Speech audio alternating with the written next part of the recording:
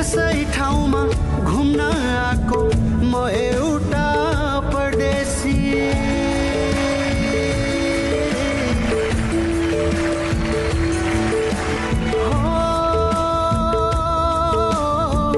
यसै ठाउँमा